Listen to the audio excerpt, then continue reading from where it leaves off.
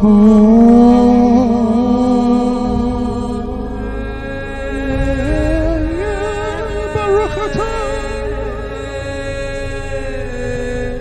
that's hot. Just gonna go brush my teeth. I'll be back. It takes long enough.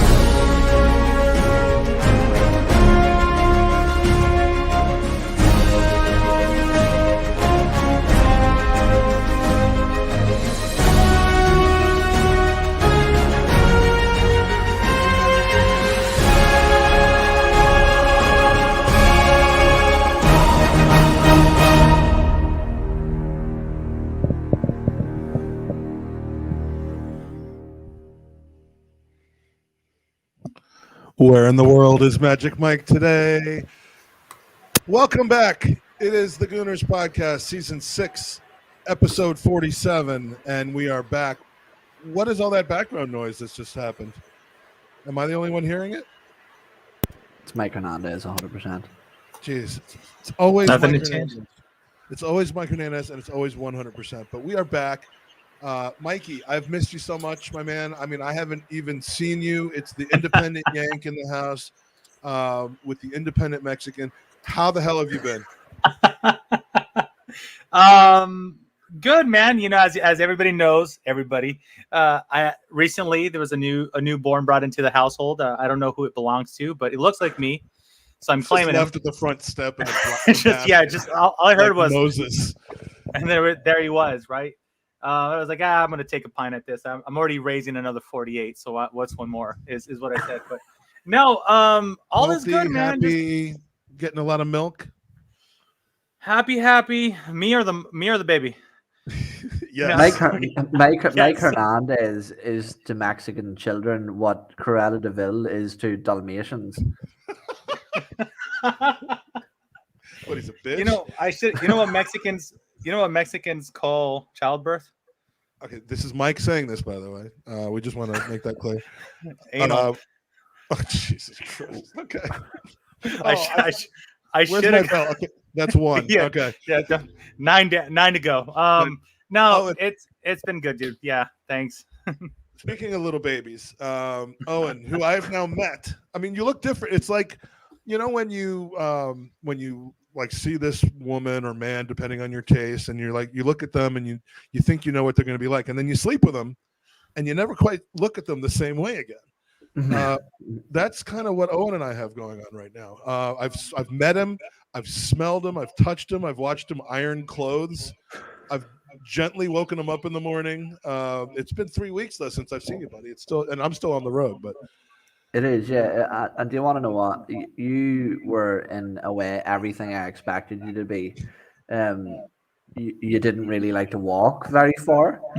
You drank a substantial amount in quite a short time, and you had a lot of local people looking at you during football matches when you were shouting probably quite inappropriate things at inappropriate times. So, yeah, you checked all the boxes for me. Those are the 3 things you anticipated for me, which is great. Mikey, you're echoing, but I was going to try to type it in, but I've got to hold this microphone with one hand. So, Andy, of course, is not here. He's doing something that I would have expected Mike to be doing, which is selling popsicles in Cancun, Mexico right now. And of course, Jared, who is the last and only TGPer that I have not yet met, turned down an opportunity to make that happen last Thursday when I was in Chicago for 6 hours. And apparently he's too busy tonight sticking his hand down a toilet to jump on the podcast. So it's a really dysfunctional group we have here. We're almost ABW-esque when it comes to having large numbers of people and small number of people who actually feel like podcasting. So tonight I am coming to you live from Columbia, Missouri, home of the Mizzou Tigers. It's been a great weekend visiting with my daughter and her friends for their Father's Weekend. And you know who was born and raised about maybe a mile from where I'm sitting right now? Mm-hmm. There's like 8 billion people in the world. The odds are stacked against me guessing who. Sir Joshua Reginald Rufus Jose Antonio Kroenke. This is Josh Kroenke's birth city. his where he went to school, and I got to get the hell out of here before I start growing that weird beard that he has. So, yeah, Johnny, I miss you too. I honestly, speaking of I mean, we haven't done a regular podcast since before the last international break, so we've got a lot to cover when it comes to Arsenal, but we also have a lot to cover when it comes to, I mean, this trip was just absurd, and it's not even over yet. I don't get home until tomorrow night, but I think we were like 11th in the table last time we all met and discussed the Arsenal. And I hadn't met anyone yet. I hadn't met Dana yet. I hadn't met John yet. I hadn't met Daniel Robert yet. All who are in the chat now. And, you know, there's just so much to talk about right now. Mike, is there anything you want to like get out of the way? Anything I want to get out of the way? Yeah, I'm actually curious about how the night went with the Invincibles preview, and I was just kind of curious as more stories, more parts get unveiled, Mike, when it regards to Wenger and his time at Arsenal. Like, does it change your perspective at all? Because, like, you know, I'm pretty set in stone the way I feel about him, and it's not, you know, I see this online thing where like he's either A, perfect, or B, you know, the most horrible thing to happen to this club. And I like to believe that I'm somewhere in between, but from somebody like you, that you get to go over there, you get to talk to the natives, you get to hear these stories, you know, the natives. I had to get that in.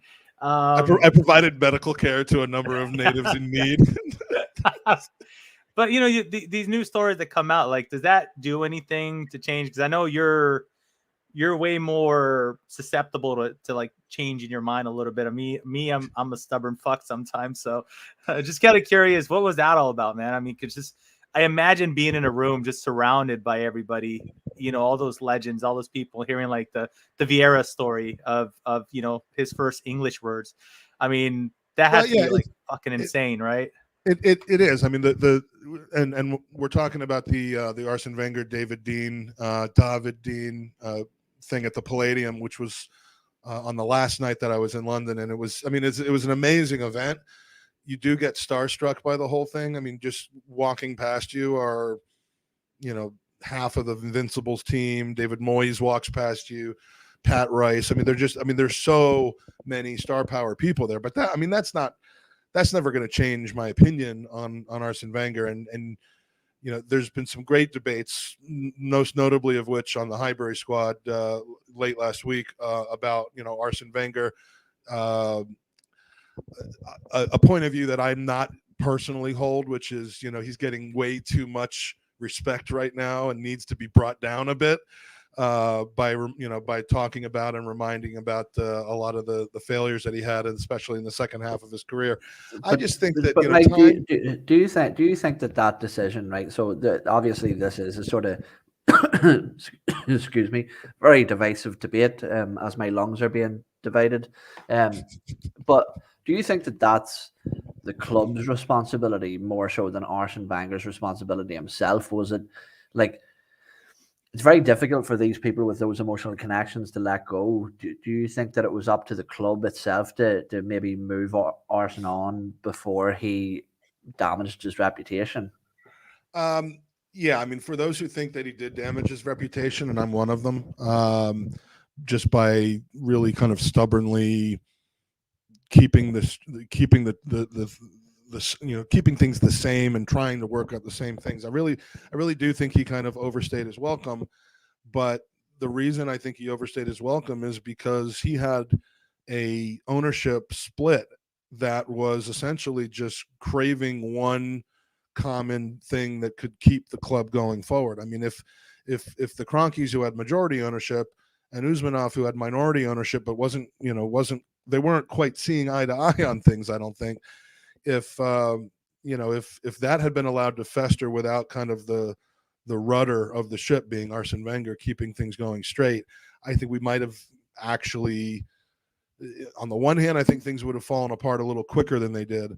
On the other hand, I think something might have been done about it sooner. So it's hard to look back, but I just, you know, I do blame a lot of what happened on the club giving Arsene Wenger way too much power, way too much control, no accountability. some of the things that happened, I fully agree, in the last 5 or 6 years under his under his stewardship.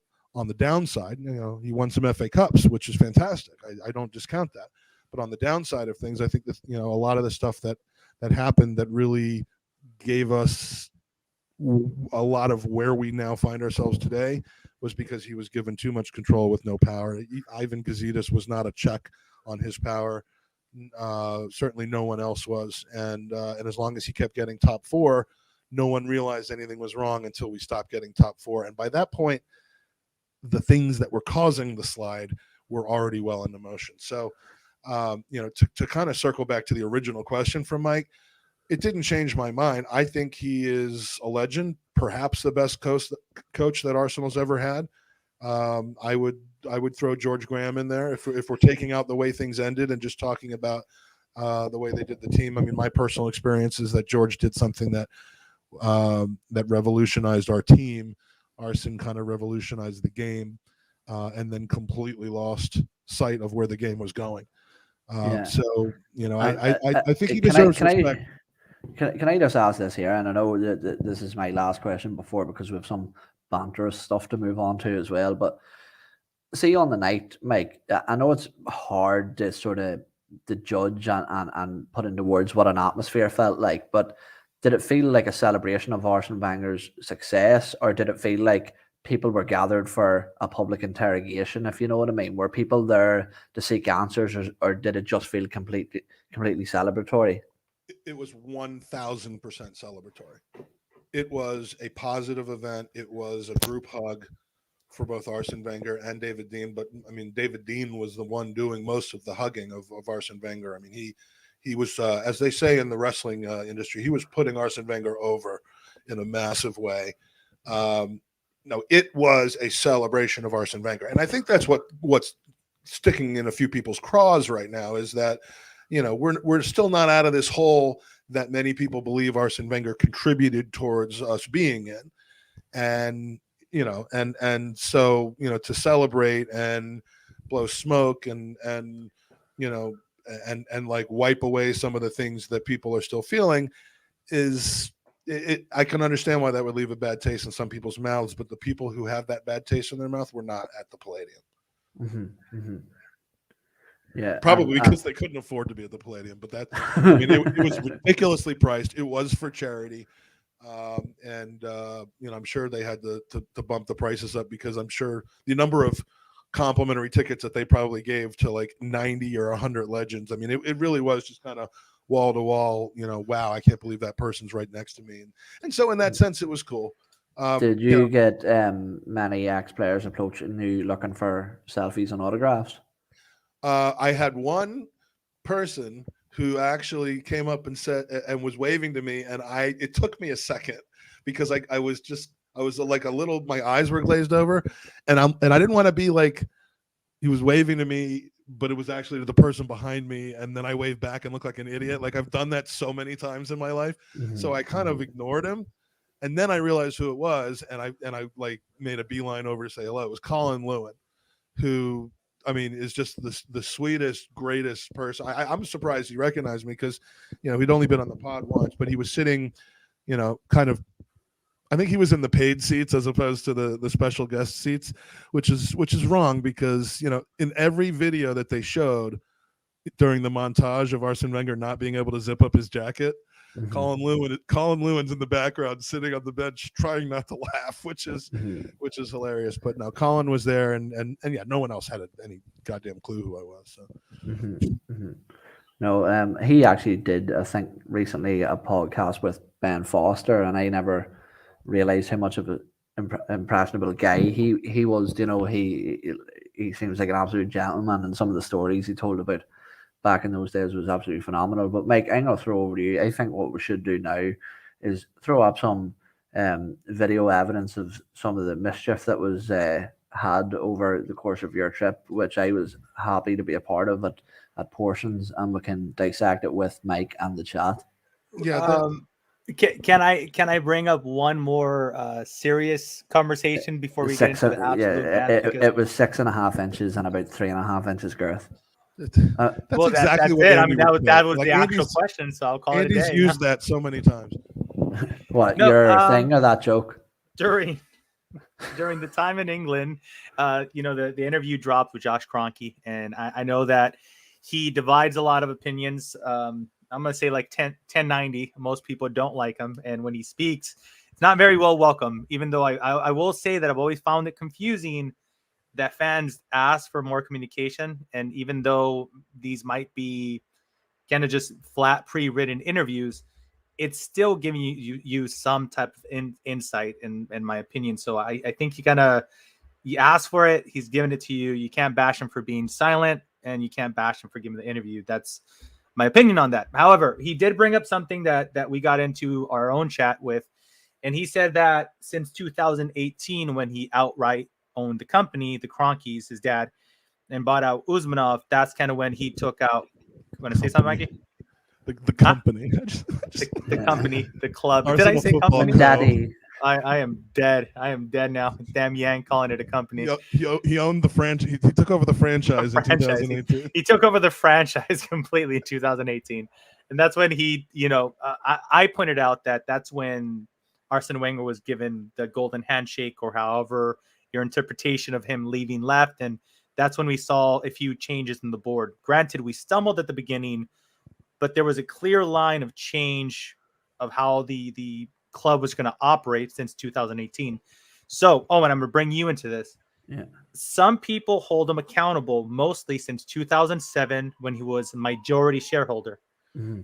I myself understand his like their ideology and why he potentially waited until 2018 when he outright owned the club.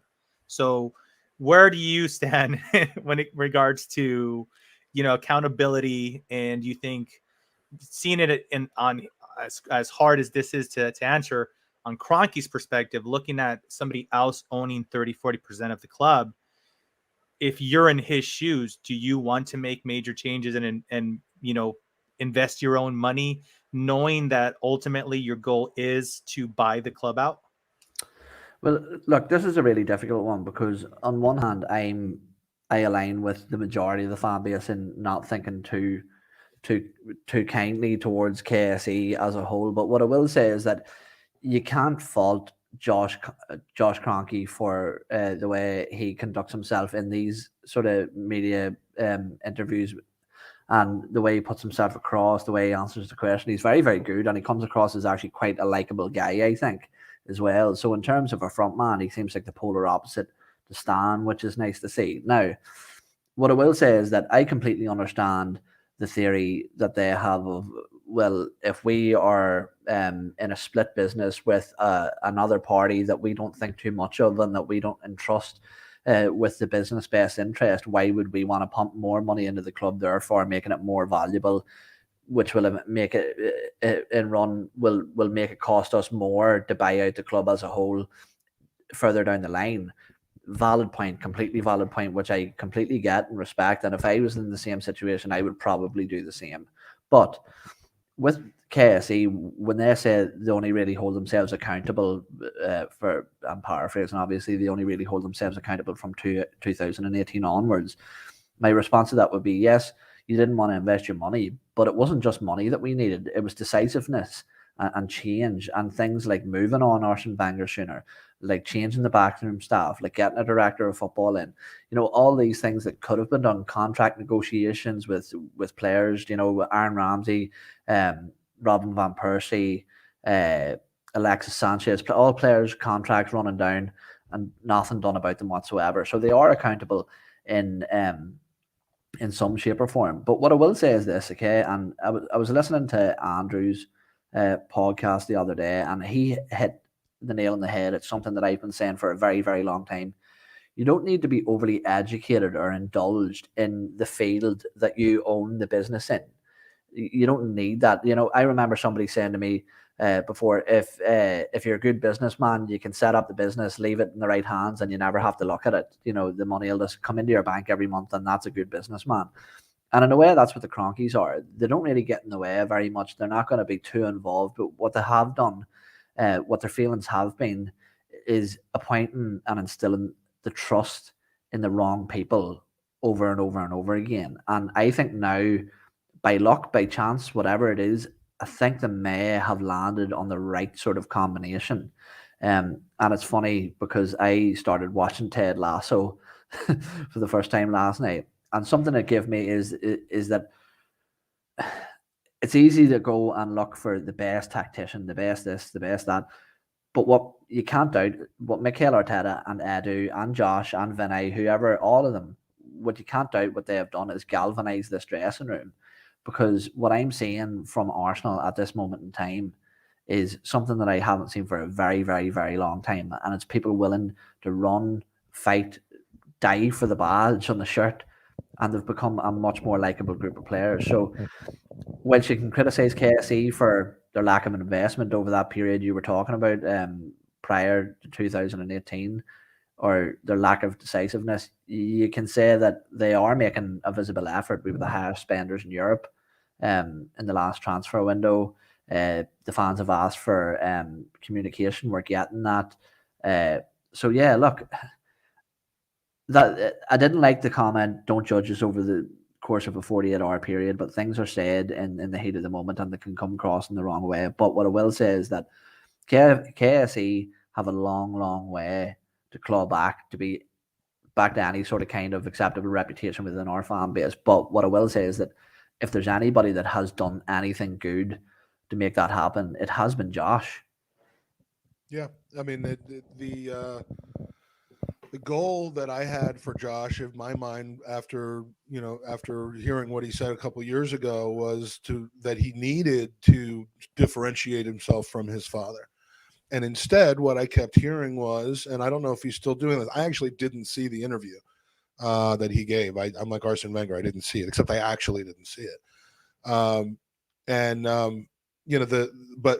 I kind of know the things that he says, and he does not do himself any favors sometimes when it comes to saying things that can very easily be taken out of context. He does it all the time. But I hope that he's starting to kind of climb out of his dad's shadow and realize that he doesn't have to throw his father under the bus and cause family problems and get disinherited of the fortune that's coming to him in order to allow Arsenal fans to understand that he's going to run the club in a different way. To me, Stan Kroenke ran the club from the moment he got majority ownership and was able to make decision-making power to the moment where they truly had the ability to make 100% decisions without worrying about another person involved. It's one thing to say in a business where you have a CEO who has the power to make all the decisions, the buck stops there. Everything is their fault. If it doesn't go right, it's their fault. If it does go right, it's to their credit, with the people that they appoint underneath them leading to that success or failure. When you talk about ownership and doing things that impact the value of the club and the stability of the club or the instability of the club, if you keep chopping and changing, that's not as easy to mitigate. And so I do believe hey Kevin, I do believe some level of the time between 2007 and 2018 was not quite the same as after 2018. And you've seen the changes that they've done. You've seen the changes in the level of spending. You've seen the changes in the willingness to accept a sunk cost and just move on from it, which you wish you didn't have that many sunk costs, but we're doing that rather than continuing to try to milk something out of Kolasinac and Mustafi. I mean, we're finally just sweeping the decks and moving on. We changed the structure within the club from what we thought was the right one in 2019 to what appears to be on track to be a better one now.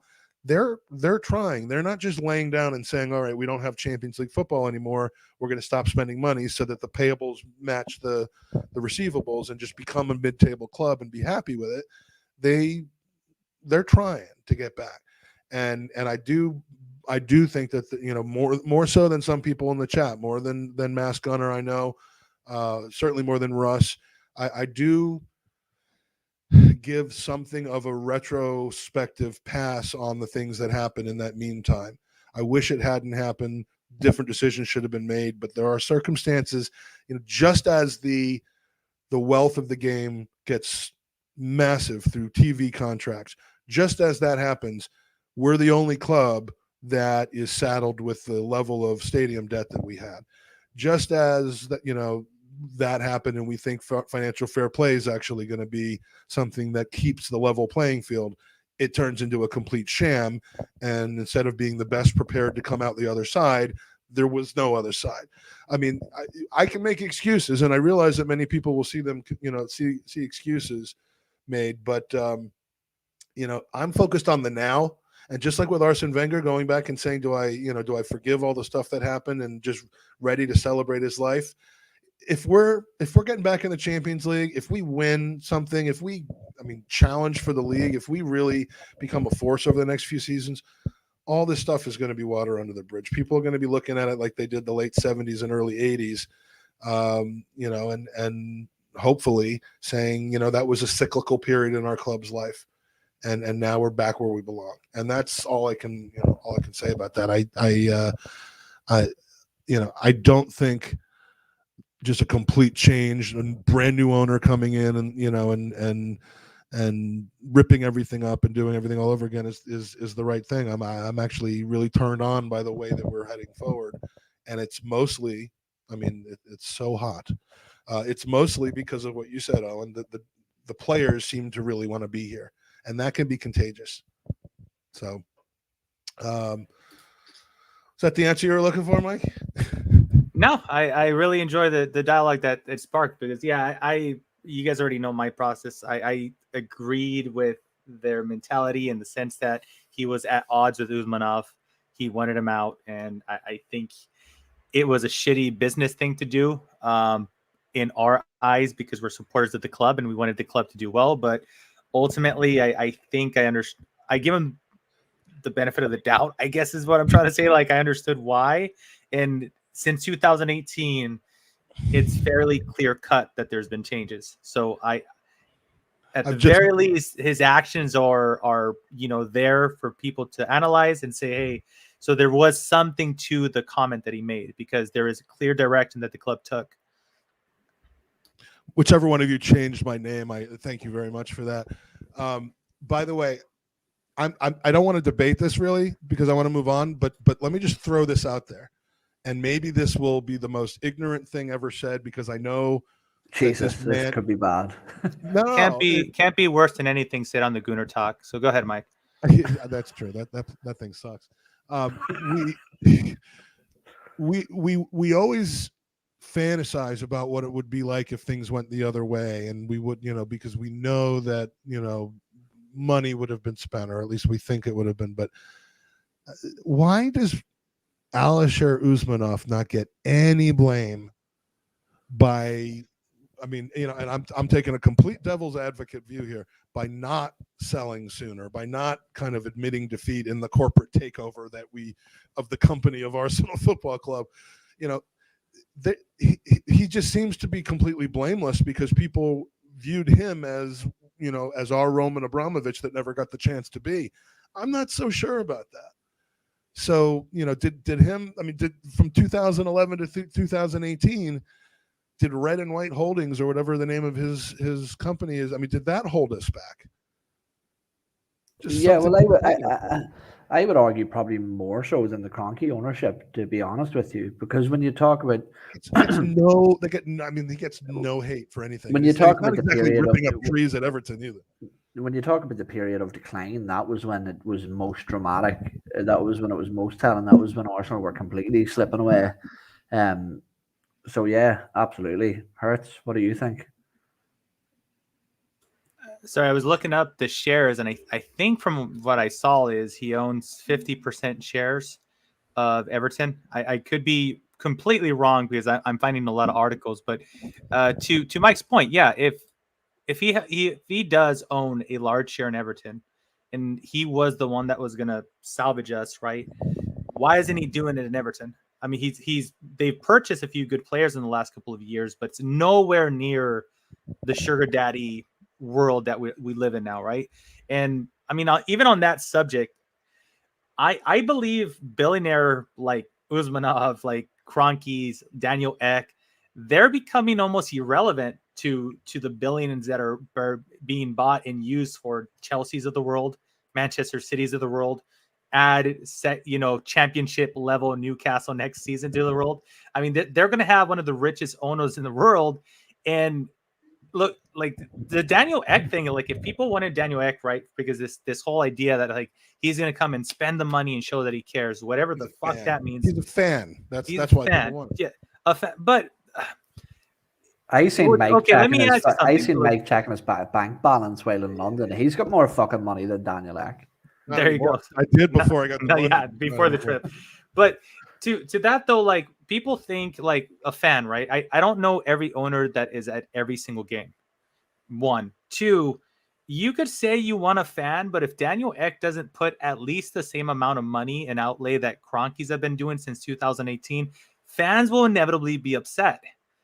A fan, no way Arsenal Football Club fans, well, company, just for bands, will sit there and say, oh, he also chose not to buy a outfield player this summer, but he's a fan.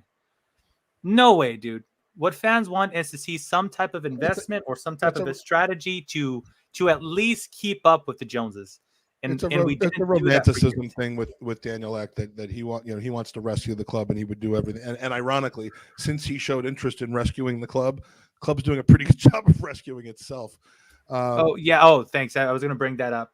Kevin Campbell. Do you know him, Mike, by any chance? The name strikes. I don't know. I felt like I've seen it. I think he was one of the people that came up to me at 12 pins and asked me for a selfie.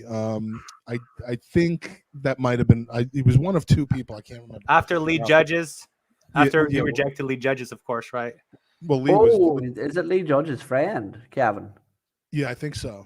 Yeah, Lee's friend from Manchester, Kevin, who I love, who would have a better understanding of this. And again, I prefaced and said what I said about Usmanov just kind of as a, again, this is from the outside looking in. Kevin points out Usmanov didn't have a seat on the board. So, please don't even go there. I mean, that's all. Do you reckon, just to take us back into banter territory, because I come on here for a laugh and we've talked about ownership for a half an hour. Do you think that that's how fucked up the modern generation are? The joke I made about Kevin being Lee Judge's friend. Do you reckon that there's youngsters out there that think that like Aubameyang is just troops from AFTV's fucking mate? Oh, I mean, what I see, and Kevin knows this because we talked about it. I'm like, what I see happen I'm walking around with Lee Judges on multiple occasions, and people will not leave him alone, and it's great because Lee's a great guy. He loves the attention. He doesn't get even remotely egotistical about it. So it's fun to watch that. But then when you see people doing that while Kevin's standing right there, or Dan Potts told a story about how he identified Kenny Sampson standing outside the stadium after a game, and people kept coming up to him asking for selfies because of his media, attention that's on him, and like Kenny almost got asked to like hold the camera and stuff. I mean, it's just like that. But that's the way YouTube is today. But what I loved was that last night, the Watford game, seeing Kevin get the adoration, and that's a video. Unfortunately, that's a video I did not upload, but they showed it on the Highbury squad of Kevin just like getting absolutely mobbed in the 12 pins, singing his name, and he's in the middle of it, just enjoying it and giving it back. So, I do love seeing that, and the club needs more of that. And I've said this, I'm not just saying this because he's here and because he shot me down over Usmanov, and I'm trying to get back in his good favor. But if every club had a Kevin Campbell in their fan base, because Kevin really is a fan now, and he says it first and foremost, if every club had a Kevin Campbell in their fan base, there would be more harmony and unity within the fan base, because that's his mission. He is an ambassador to the Arsenal fan base and a connection from the past to the present, from the untouchables on the other side of the wall who actually work and play for the club, and the fans who who go to games and go to pubs and just try to enjoy themselves. So, that was one of the very highlights of the trip, was just seeing him with a smile on his face, jumping up and down, getting mobbed, and just generally enjoyed for who he was. So, yeah, let's talk about more moments like that. What I have some videos that I want to that will play, and I don't really know what they're kind of just all over the place, but one of them was from early in the trip. I'm going to get this one out of the way. People asked, why are you celebrating a 95th minute equalizer between Arsenal and Crystal Palace when Crystal Palace clearly are, they suck. We're supposed to beat them all the time. Hey, guess what? They don't suck. But, why would you even celebrate that? And the reason is because it's a 95th minute equalizer. I mean, what I don't understand that. Mm-hmm. In that moment, are you going to sit back and like look at the last 5 years and the gradual steady decline that we're on? And I mean, no. And frankly, we always struggle with Crystal Palace, so getting a point shouldn't be that big of a deal. But this was probably a bit overboard.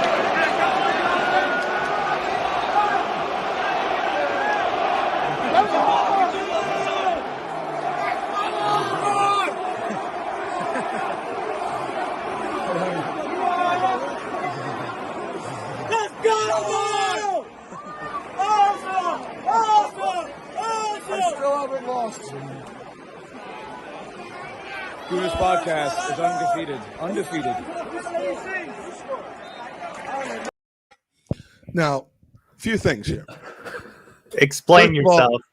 Okay, first of all, do you remember when Willian had that picture taken of him, and it turned out it was just like this weight belt thing that he was wearing, and he didn't actually gain all that weight? Are you getting game day and cardio all in the one? Same thing happened there. Second thing, as Don Juan pointed out, yes, I did put my shirt back on inside out. And third, the guy behind me started the whole shirt taking off thing. I just wanted to fit in. I like to assimilate into the crowd. When you say started, it really just looked like it was you and the dude behind you who had their tops on. It looks like you intimidated him. You saw like one person. It was Mardi Gras. Take off your shirt. Mardi Gras. Block 29 Mardi Gras was happening at that point. I know it wasn't captured on film, but there was at least 200-300 people with their shirts off, and minus 198. But there's not.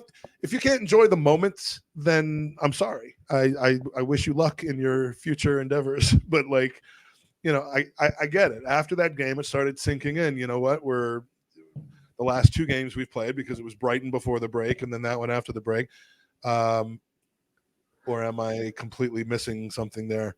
Well, either way, a little underwhelming performances. Should have done better, but a loss is a big deal. And with that one and the three after them, it's 18 games I've seen at the Emirates without. I'm just ignoring the question because this is like the 9th pregnancy question I've seen on the podcast today. Whether it's about me being pregnant or me having impregnated some like bed sheets or something while I was over in London, when the kid's going to be born. I mean, I'm used to Mikey getting these questions, not me. But oh God, this is when Mike's shirt came off, I thought it was the new roof for the Emirates. That's lovely. So yeah, that was a fun moment until it really kind of fit. It kind of sunk in. Another one was away days. One of the best experiences, and I was really gutted that there was only one Arsenal away day out of 5 games while I was over. But the one away day was every bit what you would want an away day to be. That was the Leicester game. Starts at 8:30 in the morning with beers at St. Pancras, waiting for the rest of the crew to show up. Ends at about midnight after a train ride home. But like just these little things of gathering in another pub, and it just so happened that morning, just before we had to head over to King Power, was the draw for the next round of the League Cup. And if you were watching this and didn't see the television, if you only saw the people in the pub, you would have thought this was the FA Cup final that we were watching, not the draw for the quarterfinals of the League Cup. But this just, for some reason, this stuck out as a really funny memory for me. And I forgot what the name of this pub was, but it was not far from the train station in Leicester. But this was fun.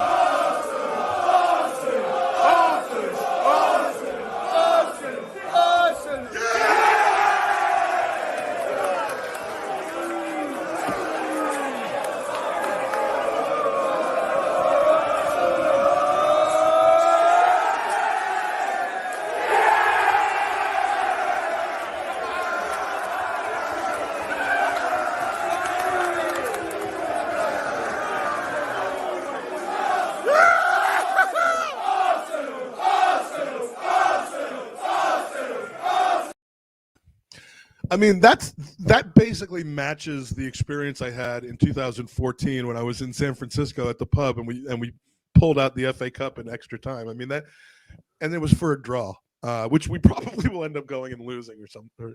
Now, there was a bit of a backstory behind that, though. Wasn't Sunderland's manager sort of chatting shit about Arsenal prior to the draw about us not being a big team? He said he hoped to draw Arsenal or Spurs, and then he'll worry about the bigger teams later on in the tournament. All right, I didn't know that. Oh, that's great. That's great. I mean, there was a considerable number of, and that was called the Counting House. Thank you, Fergus. There was a considerable number of people there that I think that were, who think that we're through to the semifinals already. And I wouldn't be so sure, but it was just a fun experience. So this was the night let's start with the night of the Villa game, because now Owen's in town. We've met. We've embraced. Are you sure you want to dive right in at the night? Jesus, it was a long day, folks. Yeah, I don't have a lot of. Well, I have some pictures from that day. So let me go through some of the pictures first, because the Tollington. I mean, we went to a couple places before we got to the Tollington, but the let me see, where's the pictures here? But the Tollington gathering was just, I mean, before the Villa game, there's Fergus in the middle, Chris from Burkamp Wonderland, Jace from Burkamp Wonderland, Simon Collins, the best looking man in the world, Tom Canton, former best looking man in the world when he was 18. Now he's looking old. There you are, hanging out with your true podcast hero. Right next to him. What a guy. Yeah. And we got Suburban Chris. We've got Oscar from just the, and there's Russ in the background. I mean, that day was the greatest when it comes to meeting people you have and haven't met before, on just all in one place. It was just like a whirlwind. I mean, now Owen, you were in for like 48 whirlwind hours. So tell me, I mean, what was the Tolly and what was that whole day like for you? But it all started a bit because it was one of the first things I said to you, which was that obviously prior to travel, I was flying from Dublin, coming from Northern Ireland down to Dublin to fly over. And I was really concerned about the checks for vaccination certificates, this, that, and the other. Not a thing. I got to London and Jesus Christ, there's no such thing as the pandemic. There was the first thing I thought. So, obviously, getting over there was a bit of a relief because I was like, there's going to be some form of hiccup.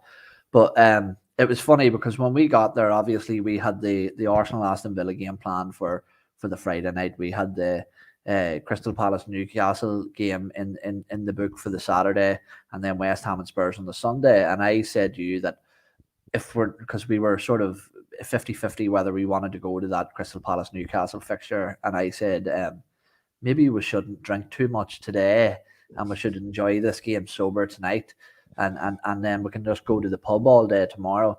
And that was far from what happened. I think like literally we finished our breakfast and then said, fuck this, let's go to the pub. So things spiraled downhill pretty quickly from there. You wanted your Guinness at noon. And Guinness at noon for an 8 p.m. kickoff is never going to lead to what you were suggesting. So, but yeah, I really, really enjoyed that.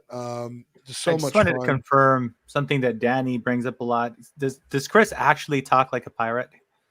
Like I picture Chris, like that character from Dodgeball, one that believes he's a pilot. No, but I just assume that's like real life for us. I can confirm Matey. something else.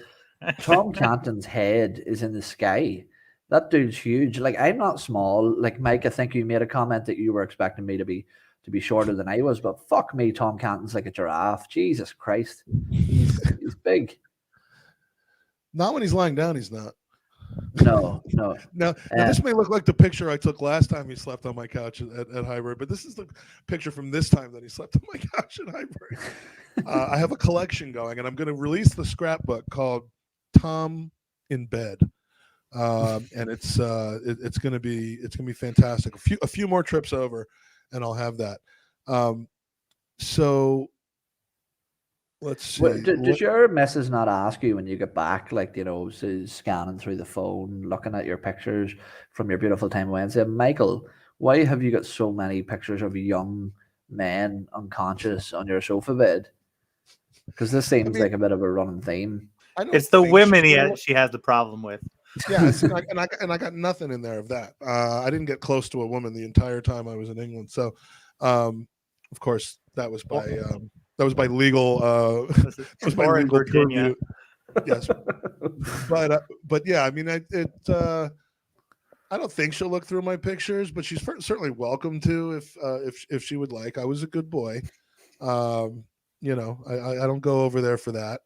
So yes, John was taller. I mean, I always John is fucking tall. He's big enough dude too. Jesus, everybody's. Oh, and what are you? 5'2"? Everybody's taller than you. No, John. Me and John are about the same height. 6 foot. One of you is holy considerably shit! more If you're masculine. 6 foot, than what the is Tom like? 6? What is he like? 6'4", 6'5"? He's 6'10". Wait, who's more 6'10"? masculine? I don't like that. That's an Jesus. open-ended question. I'm not sure which side of the fence I lie on that. Well, one of you plays pool, and the other was a police officer. So, although that doesn't give you credit for your past. So, so we'll take that. We'll take that off camera. So, where's the next one here? We have the night after, or the morning after the. Oh wait, no, we have to go to the night after the Villa game. Ola misses his final train, of course, comes back to the apartment with Owen and I, and I think we've kind of gone over this, but I wanted to take a nap and then start going again, and they wouldn't let me, so it just kind of happened.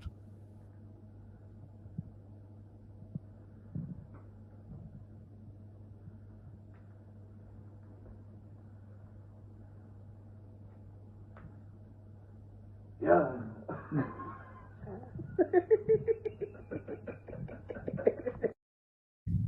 The two of your giggling is the soundtrack to late Friday night, the 22nd. I mean, just the giggling that happened.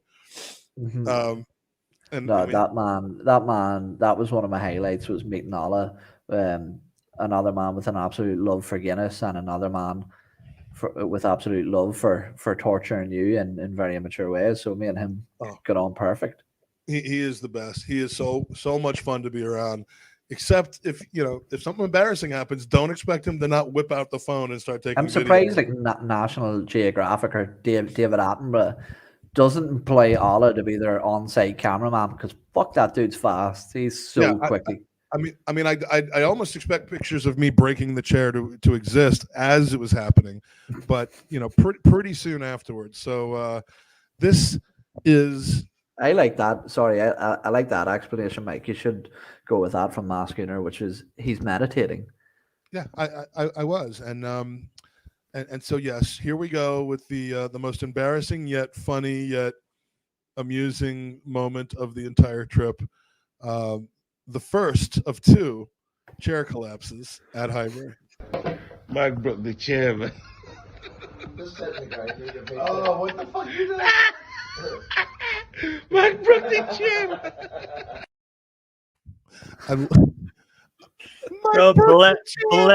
Bless you for showing that, dude. I love that.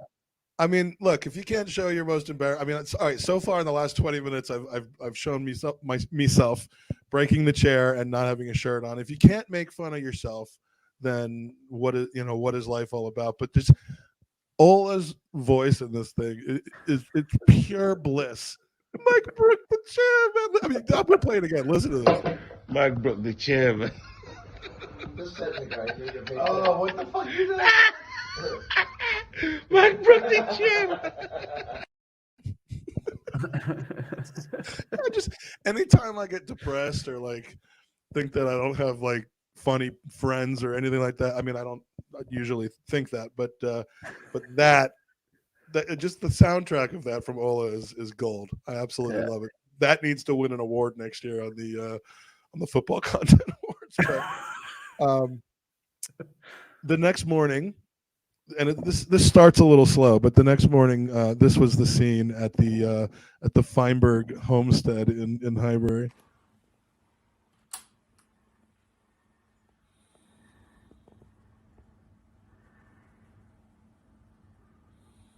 He sleeps with his thumb in his mouth.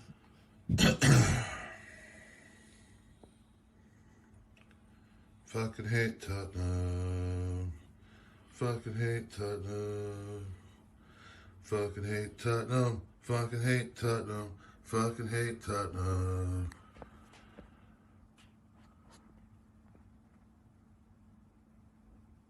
Tottenham get better everywhere we go. They go. Tottenham get better everywhere we go. Everywhere we go.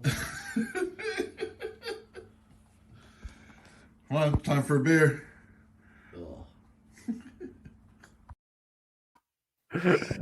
And I believe I then cracked open a beer at that moment. Yeah, I was like, this dude's got problems. They're very focused, temporary, intentional problems. Now, I don't want people to think that like this is every day for me. This is not my life. I hold down a job. I hold down a career. I have a family. I don't, 9 times out of 10, this is not what I'm doing. But I was on a bender. Yeah. So what am I going to do? I'm never going to share a room with you, Mike. You have that. You're recording 24/7, dude.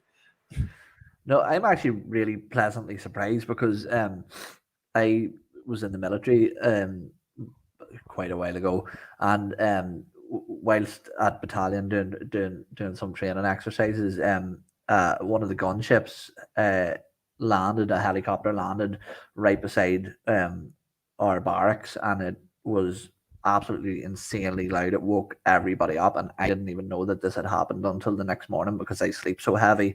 So fair play to you, Mike. You'd be a good alarm clock for me. I don't love people sharing rooms with me either, because I mean there are just noises and sounds and aromas that come from me that I don't need the whole world to know about.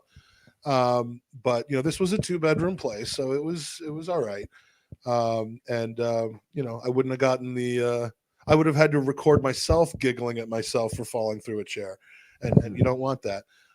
Danny points out that the two of us almost got nicked in the town of Huntingdon for shoplifting crunchies. The first 2 things we do after Danny picks me up from the train station, and what a pleasure it was to meet Danny, his daughter, his daughter's mom. It was everything I always hoped it would be, and I have a picture and a video to show you in a minute from that as well. But what would you think the first 2 things that we would do upon meeting after picking me up at the train station would be, Mike? What would you think Danny would want to go do? Kiss. I'm giving you a chance to get number 2 out of the way. You're really lagging behind. No, I'm just kidding. No, yeah, dude. You know what it was is Danny made me feel bad for going there. He said don't stoop to the level, and I'm desperately trying to figure out how to incorporate these, Mike. I am not good at this game. I am horrible at this game. Yeah, there's a bet being paid off here, by the way, for the U.S. beating Mexico the other night, and if it isn't obvious soon, it probably will be. But Owen, what do you think Danny would want? I mean, okay, let me just cut to the chase. First thing we go do, anal. No, he did not. He didn't even ask. He did not even ask. I was ready. Didn't have to. He didn't have to. he wanted to go get some sweets. Like we went candy shopping basically. And Lucozade 100% was on it. Pringles 100% was on his list. Pringles were purchased. What else does Danny like? Crunchies were purchased, but that was my doing. Then we go into another store, and I'm holding 3 crunchy bars, and we're going to another store to get different sweets, and I'm standing there saying, they're going to think that we just picked these up here. How do we like not have to buy them again at the second place? So he's like, give them to me, and he puts them deep down into his belly situation. Underneath clothes and like inside folds and like they're hidden, and I'm like, great, some buzzer's gonna go off and we're going to jail. I mean, it's gonna be the Danny and Magic in jail show. But no, it was fine. It all worked out well, and then we had a very romantic afternoon together, where I almost thought I was going to be killed because of the way that he took me through this park. But let me find this here. Yeah, so this is Danny and I on a lovely yet slightly chilly afternoon in the town of God, Manchester. How much more romantic could you get? We've got church bells, dead people. I think Danny's taking me here to make sure I don't go home tonight. You're filming. 4 o'clock. And all is well. All is well until I become one of these statistics. Well, there's a big hole over here. I need you to get in. And then if you just lay down, and I'm going to get some mud. All of a sudden he can shuffle. Yes. Is that what those wrenches was? Did you take both of those wrenches inside, or may well have one in my pocket, and I'm going to hit you across the back of the head with it. Oh my God! Please, my name is Mike. No. I'm 48. I have a family. I haven't seen them in a long time, but I still do actually love them, and I hope I don't become one of these. Murdered. You're 49. No, not yet. I know I might look at that nude. I have a 49-year-old's body and a 48-year-old's mind. But all that walk was was to get to this lovely location where we sat on a chair. He looked like he was very deranged and disturbed by me being there. But it was a beautiful afternoon. We had a lovely dinner. We did a podcast on the Burkamp Wonderland live from Danny's home, and all I can say is it's the third time I've tried to get up there. The first time, honestly, I was like kept getting hungover and distracted and didn't end up making it up. The second time was COVID, keeping me from doing it. But if invited, you should make the trip because Danny is as lovely and wonderful in person as he would appear. Can you put that photo back up for me of the two yous on the bench, please, Mike? It's just something popped into my mind whilst I was looking at it. I just want to double check something here. Yeah, let me if possible. So there used to be a TV show in the UK, and it was sort of like where these people intervened, these health experts intervened with parents with how they were raising their children.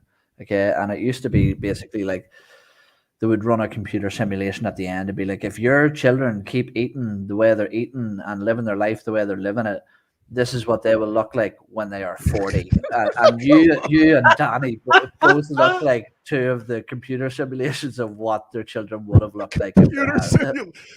That's a fucked up computer if it's simulating, and that's what they come up with. Is Mike what Danny's going to look like if Danny keeps on eating? Is that what you're suggesting? We did the face swap thing, and it didn't come out that well because I didn't have Sebi do it. But you wouldn't even know the difference. I even shaved my head right before the trip, up there, so that we would look even more identical. It's uncanny. It's scary. It's so close. It is. And then I think.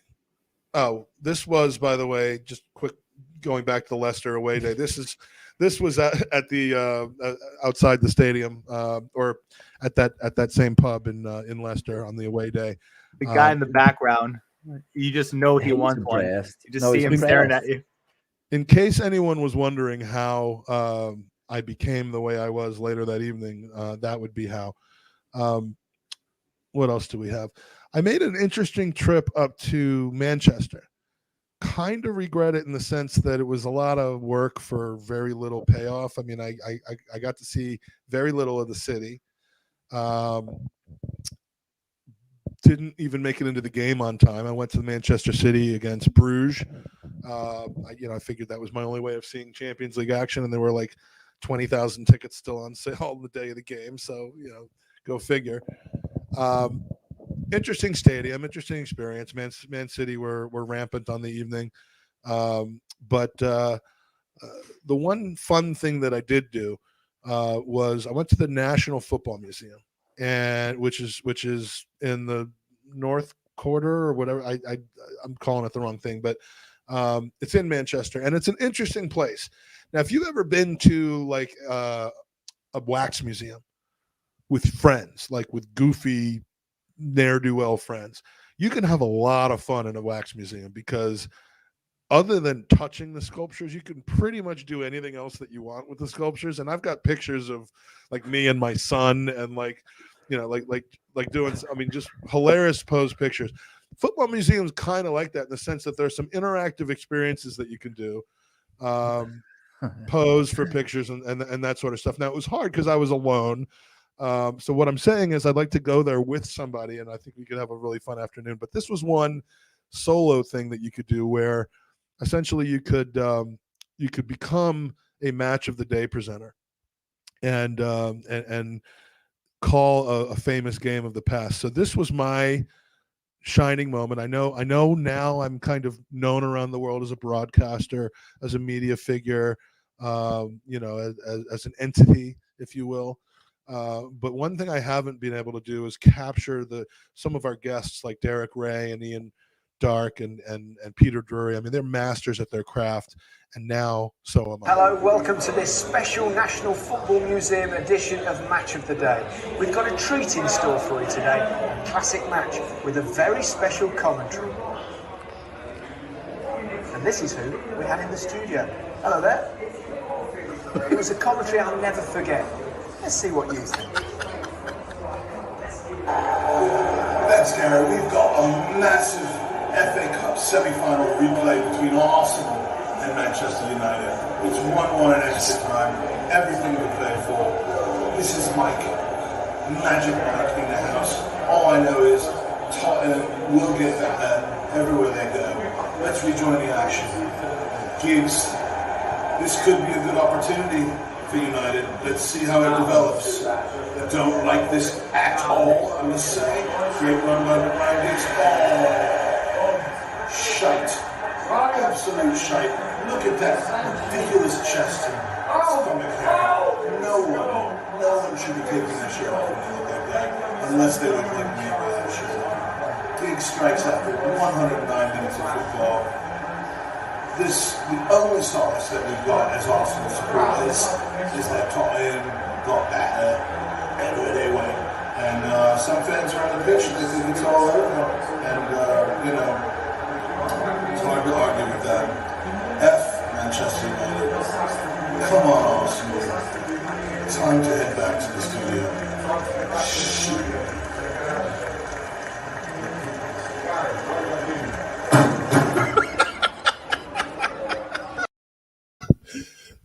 The greatest thing is I didn't know how long, like it was just, I thought it was going to end about 10 seconds before it ends. So I'm like, I'm done and I'm starting to vamp now. And then I just get out of the chair and the thing like swings up and hit. But I did 3 of them. The first 2 were like ridiculous, like Leeds against West Ham in 1962. And like this one at least had Arsenal in it. And so I hope I did you proud. I went in and out of the accent. There were points where I was speaking exactly like I am now, and then of course the other moments which I saw you giggling at while and you're muted. Sorry, I was gonna say ironically, you sounded more like you had a severe speech impediment than you were from the UK.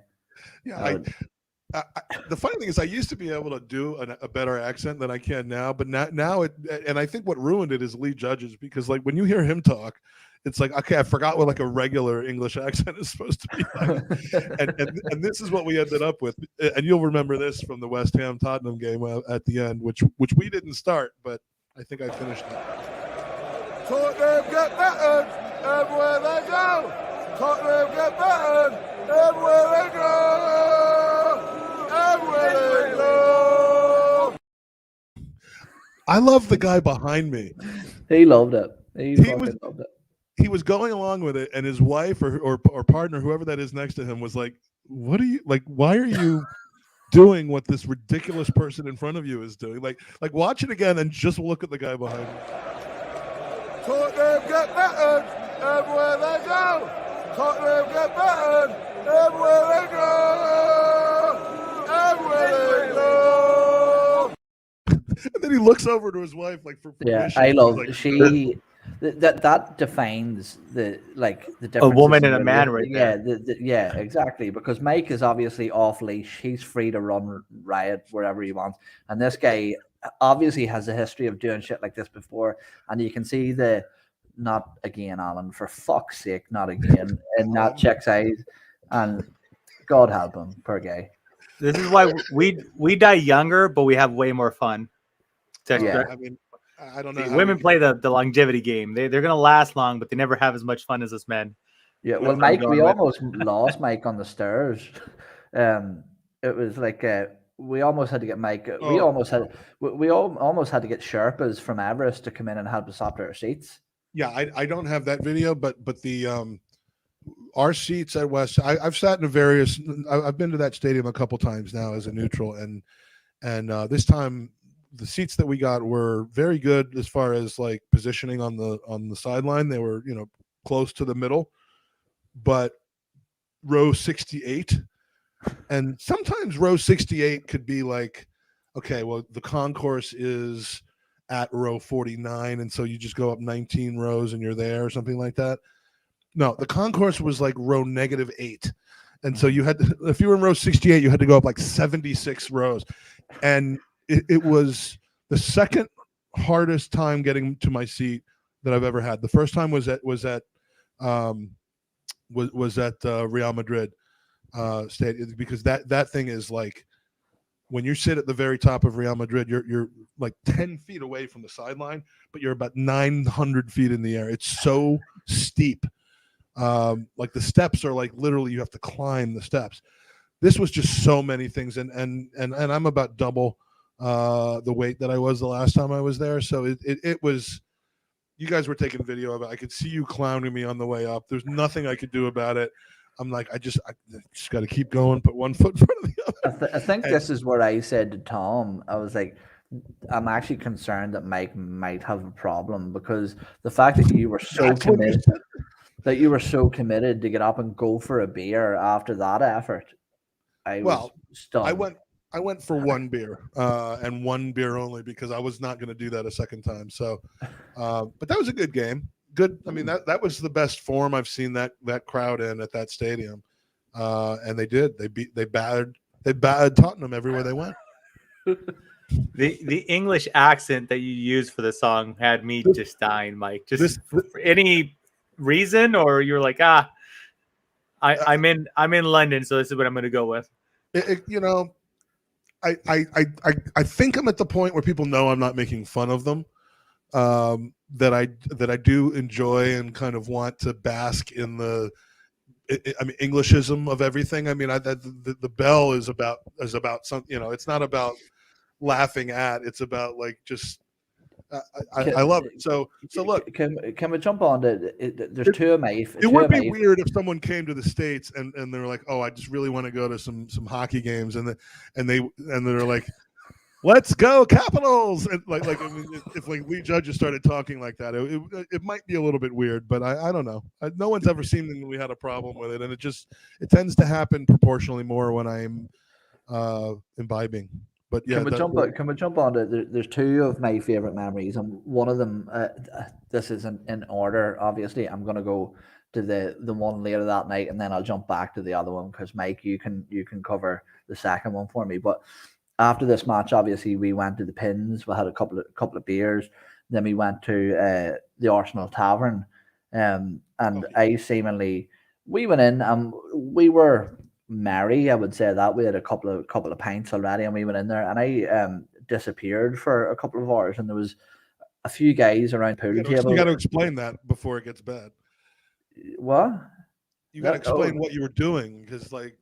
Oh yeah, I disappeared for a little while. But so essentially, what happened was, whilst going towards the bathroom in the pub, I spotted there was a pool table. There was a couple of guys playing, and I put some money down on the table to get on for the next game. And the guy asked me, did I want to bet some money?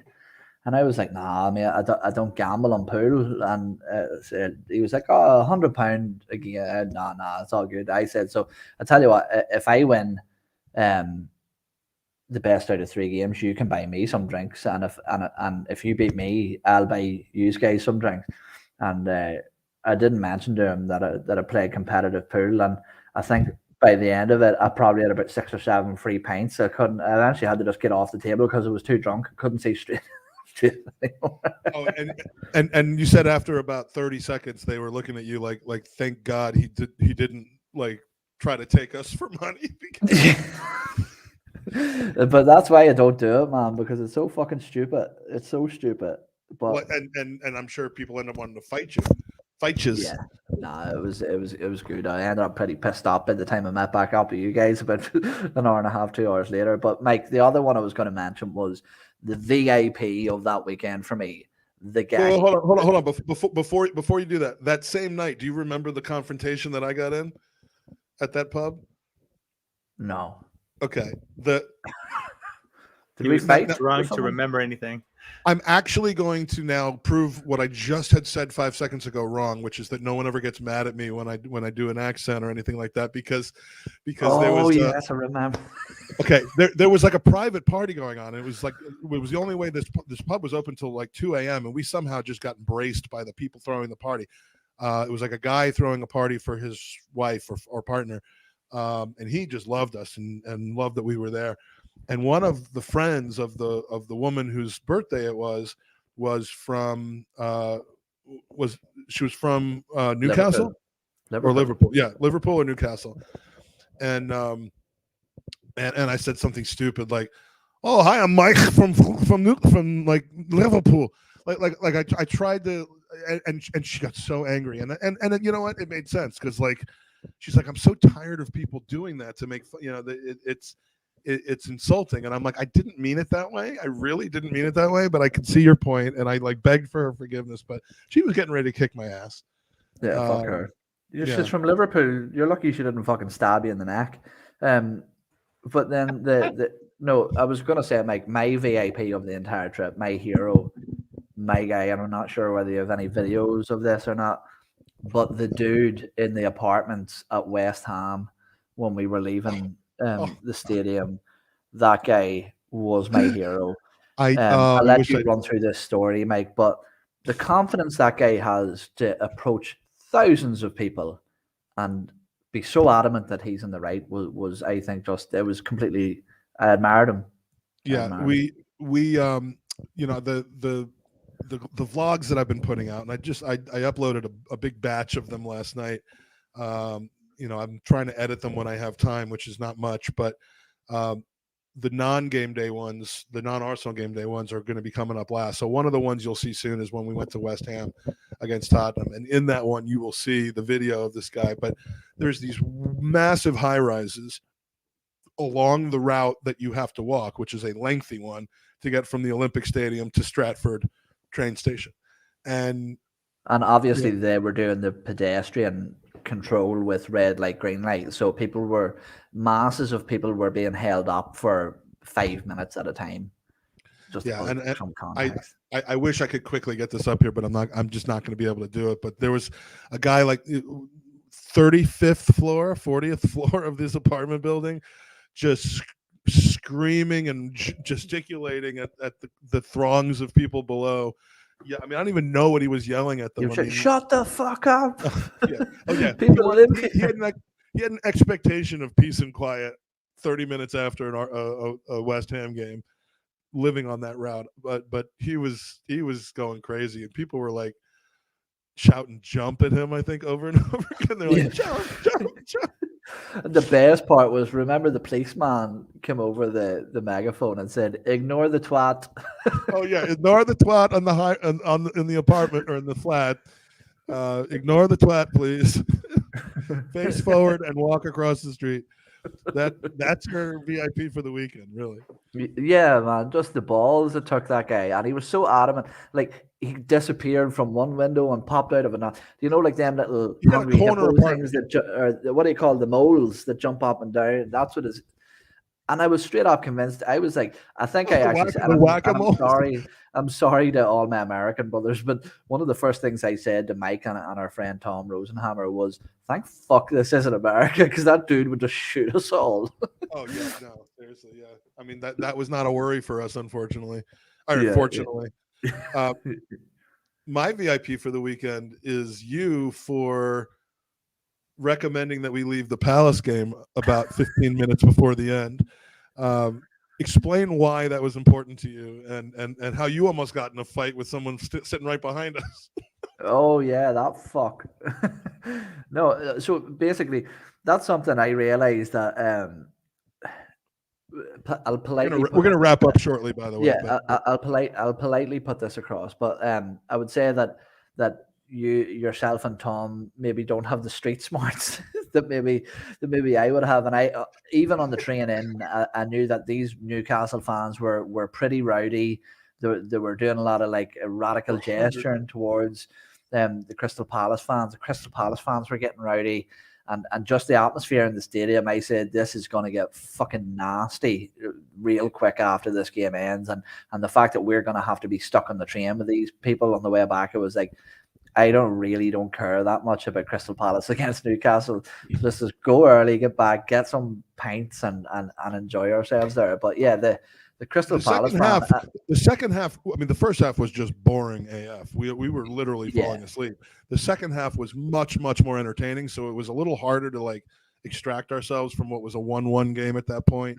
Getting really excited, it kind of was boiling over on the pitch a little bit, and but it was the right move to make, because in the end, to stand on that platform at Norwood Junction or wherever it was that we were going to be leaving from, with all those same people plus 2 hours of drinking and a feisty game at that point.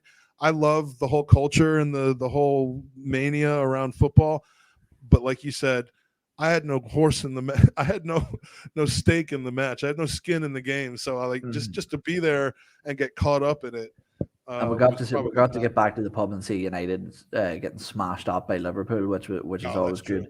But no, the Crystal Palace fan, I'll let you cover that, because that was more so your interaction more than I think I closed the situation maybe a little. But yeah, the closer we I couldn't get. We got those tickets pretty late. So what I ended up getting were tickets that were like kind of in the same format as our pictures are here on the screen. There were two with one open seat in between them, and then one seat behind.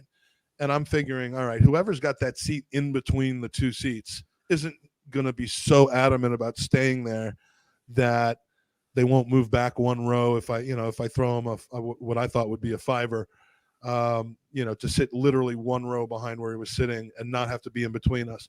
So I asked the guy that. I'm thinking he was fine with it and that he wasn't really even asking for the $5, but then I go in my wallet and all I've got is a 10.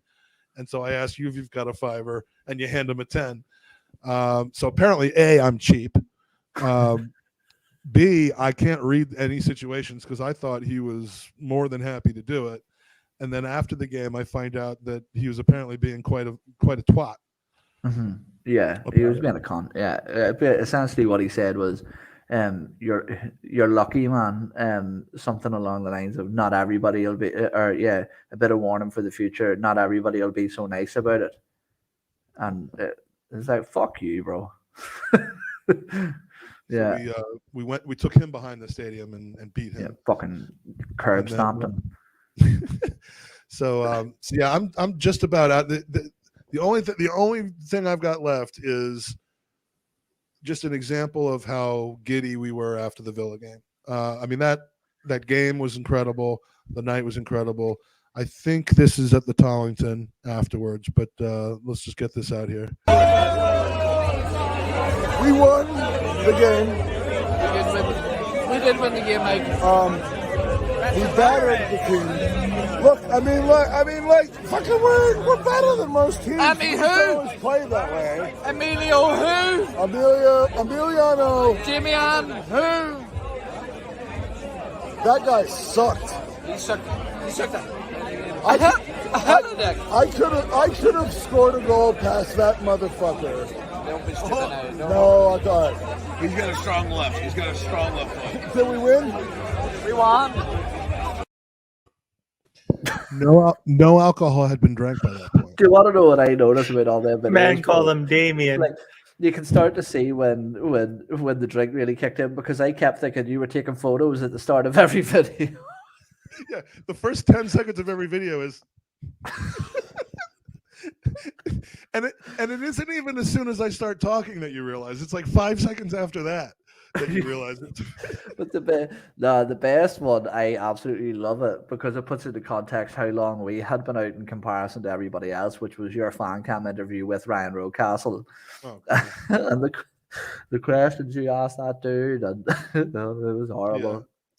I my only crowning thankfulness is that I saw him twice after that at both the '89 classical music gala, which was really interesting, and then again at the Arsene Wenger thing. And both times he didn't seem pissed at me.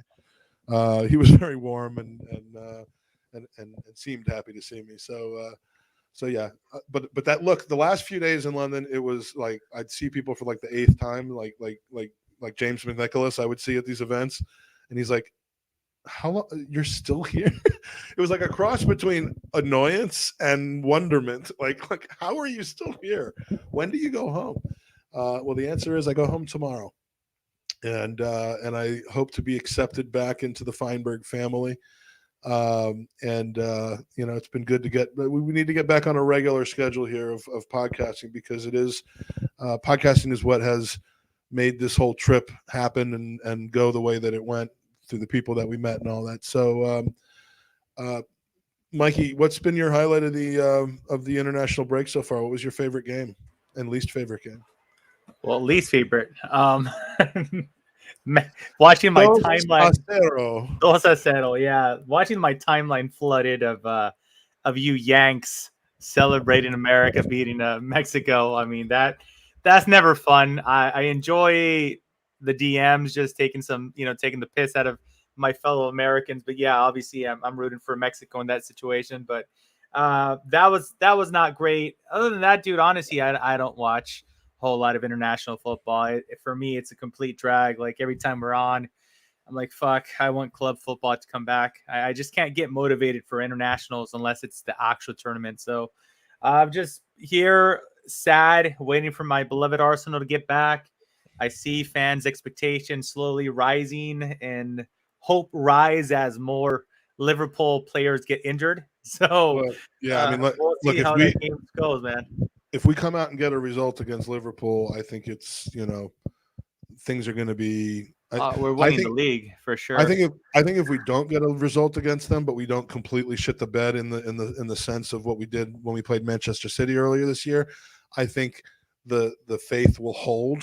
Like it'll be like kind of this, like people look at stock charts and like Bitcoin and stuff. They're like we can hold this without completely crashing. But if we beat them, bang, to the moon. And is it coming home for England, by the way? Oh, fuck off. I don't the fuck you asked me about international football for? I'm Irish. I have no fucking reason to watch it. It's not coming home. Don't be silly. All right. Final thing for the podcast. Let's give our early predictions. Liverpool away is what? Is it Saturday or Sunday? Of this coming week, I don't even know. Mike Hernandez is going to Google it. I'm currently Googleizing it. He's like right now. And I'm acting like that affects what my prediction for the game would be. Look, we would have easily won the game 3-1 on a Sunday, but it's Saturday morning, so that completely changes everything. Yeah, that'd be Saturday, 9:30 my time, which God knows what time it is for you guys. I always get that. That's a 5:30 p.m. That's the perfect timing. For going to the pub. I'm going to start off by saying the same thing I've said for the last 8 weeks, which is that we're going to draw. It's going to be 1-1, and bring on the confidence for what's the following game after that? Newcastle. I've got no clue what the schedule is. I know who we're playing, but not in any particular order. You're like, we're going to play all the teams eventually. But is that how it works? Yeah, Newcastle at home, Yeah, and then we're away at Newcastle at home, and then we're away at United. Oh, those are 2 gimmies. Yeah, right there. Mikey, what do you think? What do you think? Mark's agreeing with me because he's a very smart individual. 2-2. I'm hoping. You know what? 1-0 with our reputation intact is what I'm going to say. And I don't know what reputation is that for some fans, because our reputation is to absolutely shit the bed. But I think that if we could lose this game 1-0, but actually show that we've closed the gap to some extent, I would be thrilled with that. But I mean, so I'm going to say 1-0. Losing 1-0 by definition would be closing the gap, not completely, but it would be. Yeah. So that would be nice. But obviously, I mean, if we could just end like 1-1 or 2-1 our favor, who knows? Aubameyang might be on his A game. He might feel like he owes us a good performance after the last outing he had. And Owen. I'm gonna sort of hold back with the optimism, and I'm gonna say a 2-1 Liverpool win, but it will be more competitive. And to use words that you have said in the past, Mike Feinberg, I'll quote you: "This loss is a better loss." I got roasted for saying that, and I knew the second the words came out of my mouth that it was that it was going to be not taken out of context, but taken like way out of context. I have that tattooed across my chest. Lose better. Lose better. Lose bestest for sure. We have the best losses of everybody. Joy Boy CFC, who I'm guessing is a Chelsea supporter, welcome here anytime, and thanks for your big ups. But it was Charlton. What makes you think? No, that's CAFC. What makes you think you can beat Liverpool and just ignore the losses to Chelsea City? Fair enough. Be happy with form and don't get ahead of yourself. Well, the three of us have just collectively picked 2 losses and two really good losses and one draw. Can I put a counter to that just before we do have a different squad than exactly. Yeah. I mean, like to his point, getting ahead, but yeah.